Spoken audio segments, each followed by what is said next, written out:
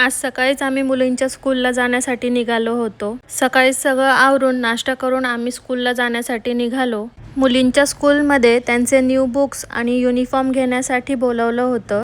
वेळेवर स्कूलमध्ये पोचलो, मुलींचे बुक्स घेतले आणि त्या खूपच खुश झाल्या होत्या। घरी येण्यासाठी थोडा उशीर झाला, बाहेर खूप ऊन असल्यामुळे येताना आम्ही दही आणि ताक घेऊन आलो होतो। घरी आल्यावर सगळ्यात आधी थंडगार ताक घेतलं आणि स्वयंपाकाला लागले। बाहेरून दही आणलं होतं म्हणून पटकन कढी आणि भात बनवायचं ठरवलं। बाहेर जास्त गरमी असल्यामुळे कढी हे उन्हाळ्यासाठी बेस्ट ऑप्शन आहे आणि पटकनही होतं, म्हणून एका साईडला कुकर लावला आणि दुसऱ्या बाजूला पटकन कढीला फोडणी दिली।